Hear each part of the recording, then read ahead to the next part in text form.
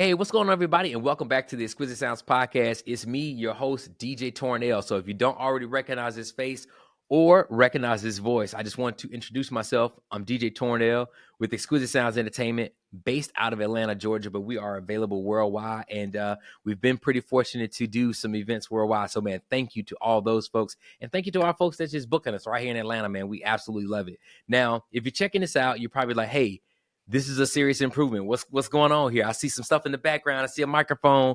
And yep, we have definitely made a big step forward with our podcast where we are bringing you the video podcast. I'm really excited about it. So all of our Real Talk with Toryn, our interviews that we do with different, our frienders or vendors or anything like that, man, we're bringing you the video for it. And I think that's really, really great. So really excited about that. So I hope you're excited about it too, man. So if you've got any questions or comments about it, or you think it's great, you think it sucks, you know what I'm saying, drop me an email. Myself and the whole team here will take a look at it. If we can improve and where we can improve, let us know, man. We appreciate it. So I want to jump in here and get right into the meat of things, man. Again, excited to be back here, and we're kicking it off with my personal favorite segment. So let's get into it now. Here's what we got. A couple of weeks ago, I'm in Facebook, just doing my thing. I think I was doing some research on something, and I was in a group, kind of talking to people, and the question of experience with a DJ, specifically a wedding DJ, came up, and I didn't want to chime into the conversation because I didn't want to sound like jaded, or I didn't want to sound like, well, you should have did this, you know what I mean? But I got a chance to kind of be a fly on the wall. And the question came up from a young lady, and I don't want to give too many details for anybody that might be listening, but question came up from a young lady about, her wedding, particularly, and, the DJ they hired, and some of the things and the challenges they went through with their DJ.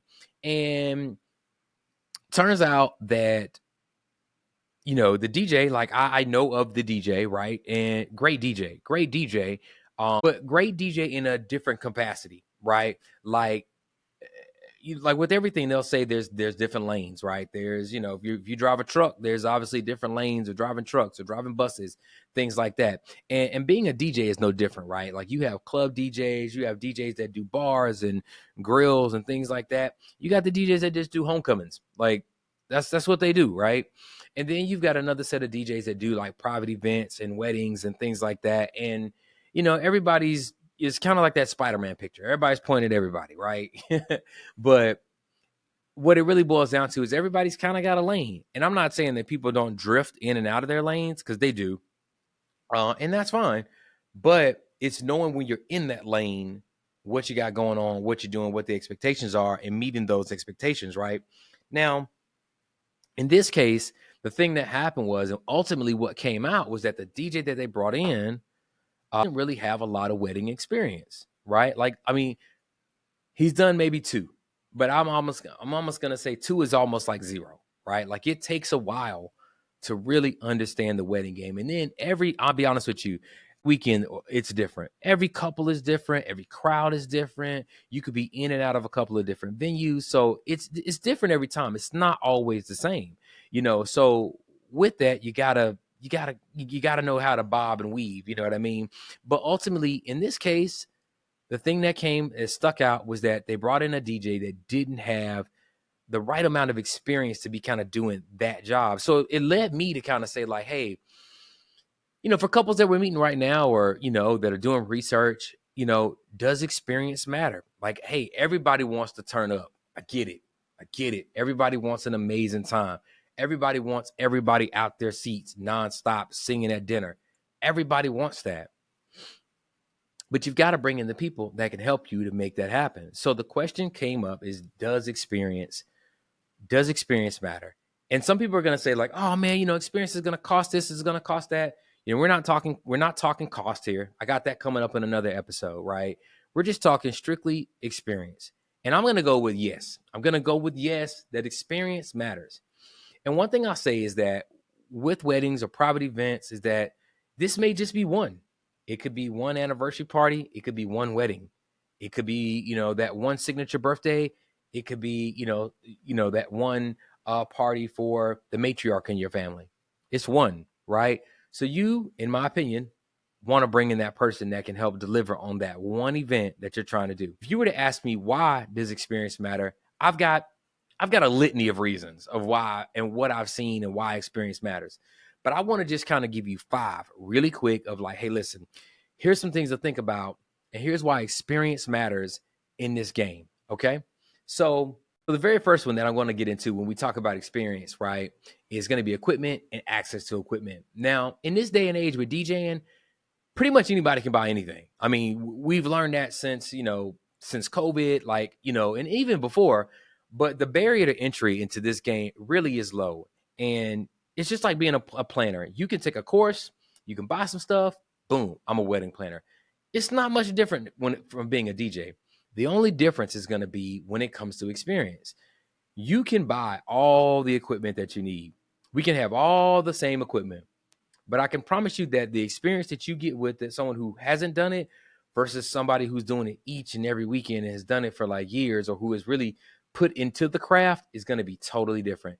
It's no different if you had 2 chefs in the kitchen and they had the same set of knives. Like, you're going to get 2 different plates. Like, it's just 2 different things, right? So that's the first thing you should think about. Day of, and I can't tell you how many times we've gotten calls where it was like, hey, we brought in this DJ, he doesn't have this equipment. Or another one, and this happens all the time, we're bringing in a musician, he's flying in from out of town, he doesn't have any gear other than his instrument. Okay, now how are we supposed to make that happen, right? We've gotten that call from brides that were like, hey, listen, I've got to fire my DJ because he doesn't have the right equipment to do the job. Part of that comes with experience. Part of that comes with being in the field, knowing that musicians coming in. Okay, hey, you're coming in. What do you need? I can provide that. I can't provide that. You can provide this. I can provide that. Part of that is simply boils down to experience and equipment and access to equipment and knowing where to get the equipment if you don't own it, because you can get anything out here. Okay. Now, here's the next thing I want to tell you, right? Day of logistics. Now, this is something that I think a lot of people really don't factor in. And we talk to clients about this all the time, especially as we get closer to the wedding. Now, day of logistics in a place like Atlanta, because Atlanta's like a large metropolitan, right? Obviously, we're dealing with things from logistics from the road may be closed in front of the venue. They may be doing construction. There may be an additional event in the hotel that now we can't load in the same way, or it could be that we have to load in at a certain time in the morning to then come back and execute the event that night. Or it could just be logistics within the venue, knowing that ceremony is over here, cocktails over there, reception is here, there's a room flip, needing multiple pieces of equipment. There's a lot that goes into it. But the day of and the logistics around like your venue and just kind of moving in and out of the venue, again, is another thing that comes with like experience. Can't say it enough. It's experience, it's experience, it's experience, right? So that's the second thing. Now, I want to take the next one to understanding the flow of the event. Now, when I go back to my story of the bride and her experience, part of her issues that day kind of went to the flow of the event. Now, flow of the event doesn't mean that your DJ is supposed to be your planner. That's not what that means. But it does mean that your DJ should understand the flow of events. Now they can change. We know tradition versus like non-tradition, but we know the ceremony, the cocktail, the reception. And there are many things that can happen within there, but understanding how things are going to flow. If we've got a special guest, if we've got someone playing an instrument, if we've got a special toast that needs to happen early on because that person may be leaving to catch a flight. These are all different things that happen during the course of a wedding reception, potentially. But understanding the flow of events and how those things should flow and how they fit together. And then you could even tie in tying in the music and where that fits. And again, there's a lot that we can say there, but just understand that, again, it all ties together. But understanding the flow of events, again, is really, really crucial, right? Now, here's my next piece, preparedness, right? And what I mean by that is an experienced DJ is going to be prepared.